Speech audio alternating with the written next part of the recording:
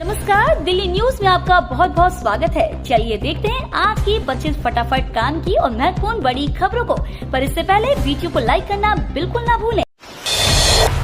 Access my India, CNX और today's Chanakya के exit poll में भी बीजेपी की सरकार। दिल्ली की 70 विधानसभा सीटों के लिए मतदान हो चुका है। अब मतगणना का इंतजार है। उससे पहले एक्सेस माय इंडिया, सीएनएक्स और टुडेज चाणक्य ने गुरुवार को एग्जिट पोल के आंकड़े जारी किए। एक्सेस माय इंडिया के मुताबिक भाजपा को 45 से 55 सीटें मिल सकती है। वहीं आम आदमी पार्टी को 15 से 25 सीट मिलने की संभावना है। कांग्रेस को 0 से 1 सीट और अन्य को 0 से 1 सीट मिल सकती है। अपने विधायकों ने ही बढ़ाई आप प्रत्याशियों के लिए चुनौती। आम आदमी पार्टी ने हार के डर से जिन सीटों पर अपने विधायकों के टिकट का काट कर नए प्रत्याशी उतारे थे, उन्हीं सीटों पर चुनौती अधिक है। बुधवार को हुए मतदान के माहौल का आकलन करें तो ऐसी सीटों पर आपके प्रत्याशियों को भाजपा व कांग्रेस के साथ अपने विधायकों की नाराजगी से भी जूझना पड़ा है। सूत्रों की माने तो ऐसी सीटों पर कई विधायकों के समर्थकों ने आप प्रत्याशियों के लिए मतदान नहीं किया। 8 विधायकों ने कुछ दिन पहले ही आप छोड़कर भाजपा ज्वाइन कर ली थी और आप नेतृत्व पर भ्रष्टाचार सहित कई तरीके के आरोप लगाए। बिना हेलमेट ऑफिस जाने वाले कर्मचारी होंगे गैर हाजिर। सुप्रीम कोर्ट द्वारा सड़क सुरक्षा को लेकर गठित कमेटी के अध्यक्ष ने परिवहन विभाग के अफसरों के साथ बैठक में कहा कि बिना हेलमेट दफ्तर आने वाले कर्मचारियों व स्कूल जाने वाले विद्यार्थियों की अनुपस्थिति दर्ज की जाए। जरूरत पड़ने पर उनके खिलाफ अन्य कार्रवाई भी की जाए। इसे सख्ती से लागू किया जाए। चारधाम यात्रा के रजिस्ट्रेशन अगले हफ्ते से होंगे शुरू। वीआईपी दर्शन व्यवस्था बंद। उत्तराखंड में केदारनाथ, बद्रीनाथ सहित चारधाम यात्रा में आने वाले श्रद्धालुओं के लिए ऑनलाइन रजिस्ट्रेशन व्यवस्था अगले हफ्ते से शुरू हो जाएगी। इसके लिए मुख्य सचिव के माध्यम से सभी राज्यों के मुख्य सचिवों को पत्र भेजे जाएंगे। चारधाम यात्रा शुरू होने के बाद पहले महीने में वीआईपी दर्शन पर बंद रहेगा। यदि वीआईपी चाहेंगे तो सामान्य यात्रियों की तरह दर्शन कर सकेंगे। ऋषिकेश स्थित चारधाम यात्रा ट्रांजिट कैंप में हुई बैठक में यह निर्णय लिया गया है। दिल्ली कोर्ट ने ईडी डायरेक्टर राहुल नवीन को किया तलब। दिल्ली की एक अदालत ने प्रवर्तन निदेशालय के निदेशक राहुल नवीन को तलब किया है। कोर्ट ने उन्हें सेबी से संबंधित धोखाधड़ी और जालसाजी से जुड़े 88 करोड़ रुपए के मनी लॉन्ड्रिंग मामले में आरोपियों को दस्तावेजों की कॉपी उपलब्ध कराने में एजेंसी की विफलता को लेकर उन्हें तलब किया है। अतिरिक्त सत्र जज अपर्णा स्वामी ने नवीन को 26 मार्च को अदालत में पेश होने और आरोपियों को उपलब्ध कराए जाने वाले दस्तावेजों का स्टेटस लिखित में देने का निर्देश दिया है। आपका आरोप, भाजपा ने 7 विधायकों को 15-15 करोड़ का ऑफर दिया। संजय सिंह ने गुरुवार को प्रेस कॉन्फ्रेंस में कहा कि भारतीय जनता पार्टी ने दिल्ली में अपनी हार मान ली है। हमारे 7 विधायक जो चुनाव लड़ रहे हैं, ऐसे 7 विधायकों के पास पार्टी छोड़ने का, पार्टी तोड़ने का, भाजपा में शामिल होने का ऑफर आ चुका है। इसके लिए उन्हें 15-15 करोड़ रुपए का ऑफर दिया जा रहा है। उन्हें आपको छोड़कर भाजपा के साथ सरकार बनाने का ऑफर मिला है। दिल्ली विधानसभा चुनाव का रंग, कई परिवारों की 3 पीढ़ियों ने एक साथ डाला वोट। दिल्ली विधानसभा चुनाव में कई परिवारों की 3 पीढ़ियों ने एक साथ मतदान किया, जो लोकतांत्रिक भागीदारी के प्रति मजबूत प्रतिबद्धता को दर्शाता है। आपके संयोजक अरविंद केजरीवाल ने नई दिल्ली निर्वाचन क्षेत्र में अपने पिता गोविंद राम केजरीवाल, मां गीता देवी और बेटे पुलकित केजरीवाल के साथ वोट डाला गया है। आपके पक्ष में नहीं आए अनुमान तो एग्जिट पोल कंपनियों पर बिफरे संजय सिंह। दिल्ली चुनाव को लेकर आए एग्जिट पोल आम आदमी पार्टी के पक्ष में बिल्कुल नहीं दिख रहे हैं। कुल 11 अलग अलग एग्जिट पोल में से 9 में बीजेपी की सरकार बनती दिख रही है, तो वहीं 2 ही ऐसे हैं जहां आपके लिए राहत है। हालांकि आम आदमी पार्टी ने विश्वास जताते हुए कहा है कि एग्जिट पोल के नतीजे और असल नतीजे इससे उलट होंगे और हम चौथी बार सरकार बनाएंगे। इस बीच आपके राज्यसभा सांसद संजय सिंह एग्जिट पोल करने वाली कंपनियों पर तीखा हमला बोला है। दिल्ली एनसीआर में गलन भरी हवाओं से बड़ी ठंड अभी रहेगी जारी। दिल्ली के साथ ही एनसीआर के शहरों में पहाड़ों की तरफ से आने वाली तेज रफ्तार और गलन भरी हवाएं चल रही हैं। इसकी वजह से दिल्ली के साथ ही एनसीआर में लोगों को ठंड फिर महसूस होने लगी है। मौसम विभाग का कहना है कि आने वाले कुछ दिनों तक अभी सुबह और शाम की ठंड बनी रहेगी। दिन में मौसम साफ रहने और तेज धूप निकलने की संभावना है। दिसंबर 2025 तक मिल सकता है S-400 का चौथा स्क्वाड्रन। भारत को रूसी S-400 एयर डिफेंस सिस्टम का चौथा स्क्वाड्रन साल 2025 के अंत तक मिल सकता है। मीडिया रिपोर्ट के मुताबिक भारत और रूस के बीच 2018 में S-400 के 5 स्क्वाड्रन के लिए 35,000 करोड़ रुपए में डील हुई थी। इस डील के तहत 3 स्क्वाड्रन भारत को मिल चुके हैं, जो चीन और पाकिस्तान बॉर्डर पर तैनात हैं। अभी 2 स्क्वाड्रन बाकी हैं, जिनमें से चौथा इस साल दिसंबर तक और 5वां अगले साल तक मिल सकता है। मुसलमानों के मन से डर को निकालने के लिए साजिद रशीदी ने बीजेपी को दिया वोट।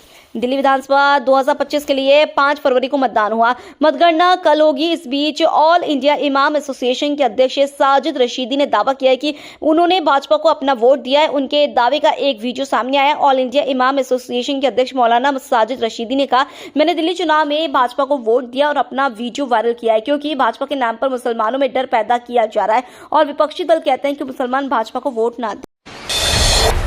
आईजीआई एयरपोर्ट पर 10 किलो से ज्यादा सोना जब्त, खजाने को छिपाकर ला रहे थे यात्री।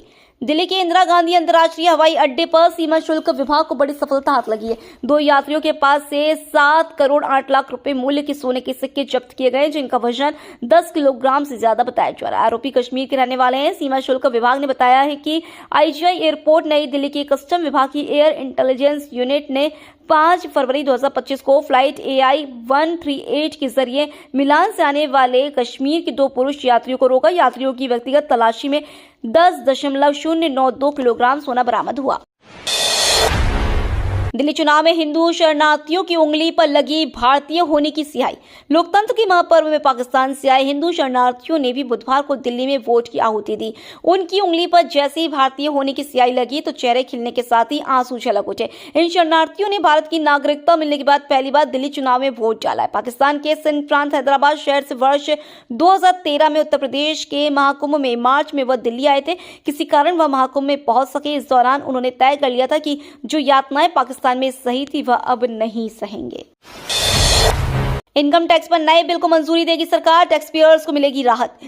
टैक्स सिस्टम को आसान और पारदर्शी बनाने के लिए केंद्र सरकार नया इनकम टैक्स बिल लेकर आ रही है। इस बिल को आज होने वाली कैबिनेट की बैठक में मंजूरी मिलने की संभावना है। इस मंजूरी के बाद अगले हफ्ते लोकसभा में बिल को पेश किया जा सकता है। बता दें कि इनकम टैक्स से जुड़े नए बिल के पास होने से टैक्स भरना आसान होगा। इससे जुड़े कानून को पढ़ने और समझने में आसान बनाने के लिए भाषा को सरल रूप देने की प्रयास किए गए हैं। टीम इंडिया ने तूफानी अंदाज में जीता नागपुर ODI मैच, इंग्लैंड को बुरी तरह धोया। भारत ने इंग्लैंड को सीरीज के पहले वनडे मैच में 4 विकेट से हरा दिया है। पहले बैटिंग करते हुए इंग्लैंड ने 249 रन का लक्ष्य दिया था। जवाब में भारतीय टीम ने 38.4 ओवर में मैच अपने नाम कर लिया। शुभमन गिल ने सबसे ज्यादा 87 रन की पारी खेली। इसके अलावा श्रेयस अय्यर ने 59 और अक्षर पटेल ने 52 रन बनाए। दिल्ली पुलिस ने किया डिजिटल अरेस्ट गैंग का खुलासा, रकम को क्रिप्टो में बदल करते थे ट्रांसफर। दिल्ली पुलिस ने भोले भाले लोगों को डिजिटल अरेस्ट करके उनसे पैसे ठगने वाले एक गिरोह का खुलासा किया और उसकी सरगना को तमिलनाडु से गिरफ्तार करने में सफलता पाई। आरोपी ने पिछले साल IIT दिल्ली के एक छात्र को डिजिटल अरेस्ट करने उससे 4,33,000 रुपए ठगे थे। जांच में पता चला कि उन्होंने ठगी की रकम को राजस्थान के एक खाते से निकाला था। इसके बाद पैसों को डॉलर और फिर क्रिप्टो करेंसी में बदलकर उसे ऊंचे दाम पर विदेशी नागरिक को बेच दिया। बदले में उन्हें उनके खातों में पैसा मिल गया। 70 स्ट्रांग रूम में लॉक हुई EVM और वीवीपैट मशीनें, 3 लेयर में होगी निगरानी।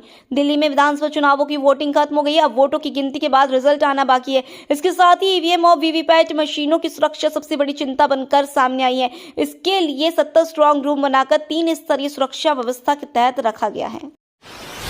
नोएडा के स्कूलों को बम की धमकी देने के पीछे 9वीं का स्टूडेंट। दिल्ली पुलिस ने एक दिन पहले नोएडा के 4 स्कूलों को बम की धमकी वाला फर्जी ईमेल भेजने के मामले में 9वीं कक्षा के एक छात्र को हिरासत में लिया है। पुलिस का कहना है कि स्कूल जाने से बचने के लिए उसने ऐसा मेल भेजा था। इस बारे में गुरुवार को जानकारी देते हुए पुलिस ने बताया कि आरोपी छात्र नाबालिग है। उसकी उम्र 15 साल है और वह शहर के सरिता विहार इलाके में रहता है। कांग्रेस में फैमिली फर्स्ट, हमारे लिए देश। राज्यसभा में पीएम मोदी का विपक्ष पर वार। प्रधानमंत्री नरेंद्र मोदी ने राज्यसभा में धन्यवाद प्रस्ताव पर हुई चर्चा का जवाब दिया। उन्होंने अपने भाषण में कहा, यहां पक्ष और प्रतिपक्ष दोनों तरफ से चर्चा हुई। इसके बाद उन्होंने कहा, यहां पर सबका विकास सबका साथ, इस पर बहुत कुछ कहा गया। ये तो हम सबका दायित्व है, इसलिए तो देश ने हमें यहाँ बैठने का अवसर दिया है। इसके बाद पीएम मोदी ने अपने भाषण में कांग्रेस पर निशाना साधा। उन्होंने कहा, जहां तक कांग्रेस का सवाल है। दिल्ली पुलिस ने 35,020 को दबोचा, 1 लाख लीटर शराब और 200 किलोग्राम नशीला पदार्थ जब्त। राजधानी दिल्ली में विधानसभा चुनाव की वोटिंग हो चुकी है। इस बीच दिल्ली पुलिस ने चुनाव आचार संहिता का उल्लंघन करने वालों पर ताबड़तोड़ एक्शन लिया है। पुलिस के अनुसार नियमों को तोड़ने वालों के खिलाफ 1090 से अधिक मामले दर्ज किए गए। इनमें 1 लाख लीटर से अधिक शराब, करोड़ों रुपए वाला कई 100 किलो नशीला पदार्थ और प्रतिबंधित इंजेक्शन जब्त किए गए हैं। दिल्ली की जनता ने 2 बार बनाई आप सरकार, अब बीजेपी का होगा सीएम। दिल्ली विधानसभा चुनाव में मतदान के बाद आए एग्जिट पोल अनुमानों में अधिकांश एजेंसियों ने भाजपा की सरकार बनने के संकेत दिए। 11 में से 8 एजेंसियों ने भाजपा को स्पष्ट बहुमत मिलने का अनुमान जताया। सिर्फ 2 एजेंसियों ने आम आदमी पार्टी की सरकार बनने की संभावना जताई है। कांग्रेस को 0 से 3 तक सीटें दी गई है। मतदान समाप्त होते ही एग्जिट पोल अनुमान आने शुरू हो गए हैं। दिल्ली सहारनपुर हाईवे पर दर्दनाक हादसा, खड़े ट्रक से टकराई कार, 3 युवकों की मौत। उत्तर प्रदेश के सहारनपुर जिले में बड़ा सड़क हादसा हुआ है। हादसे में 3 युवकों की मौत हो गई। पुलिस ने शवों को कब्जे में लेकर जांच शुरू कर दी है। जानकारी के अनुसार दिल्ली सहारनपुर हाईवे पर गगनहर पुल के पास मंगलवार देर रात बड़ा सड़क हादसा हो गया, जिसमें 3 युवकों की मौत हो गई। हादसा तब हुआ जब एक एसयूवी कार तेज रफ्तार में शामली की तरफ से आ रही थी। जैसी कार नानोता थाना इलाके के जंधेड़ी स्थित गंगनहर पुल के पास पहुंची, तभी सामने खड़े एक ट्रक में टक्कर मार दी। भारत में शेख हसीना के बयान पर भड़की यूनुस सरकार, जताया विरोध। बांग्लादेश ने गुरुवार को ढाका में भारतीय उच्चायोग के सामने आधिकारिक तौर पर विरोध दर्ज कराया है। विदेशी सलाहकार ने कहा है कि बांग्लादेश के लोगों की भावनाओं को आहत करने वाले पूर्व प्रधानमंत्री शेख हसीना के बयानों पर गहरी चिंता, निराशा और गंभीर आपत्ति व्यक्त की है। अमेरिका से भारतीय महिलाएं भी बेड़ियां डालकर लाई गई। यूएस आर्मी के प्लेन से अमृतसर लाए गए भारतीय अमेरिका में 11 दिनों से कैद थे। अलग अलग कैंप में रखे गए इन लोगों को टॉर्चर किया गया। मारपीट के साथ भद्दी गालियां तक दी गई। एयरबेस पर हाथ, पैर और गले में बेड़ियां डाली गई। काले कपड़े से चेहरा ढक दिया गया।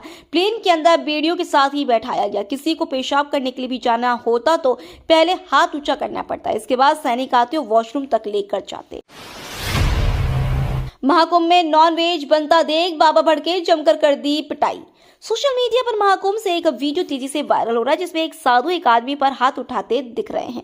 वीडियो में दावा किया जा रहा है कि व्यक्ति महाकुंभ के पवित्र स्थल पर नॉनवेज बना रहा था। जैसे ही इसकी खबर बाबा को मिलती है, वैसे ही वे अपने कुछ साथियों के साथ उस व्यक्ति के पास पहुंचते। वीडियो में बाबा को खाना फेंककर आदमी का टेंट तोड़ते हुए और गुस्से में आदमी को पीट कर स्थान छोड़कर वहां से जाने को बोलते हैं। ये तो थी आज की बड़ी खबरें। रोजाना ऐसी ही सबसे पहले अपडेट पाने के लिए चैनल को सब्सक्राइब करना बिल्कुल न भूलें। धन्यवाद।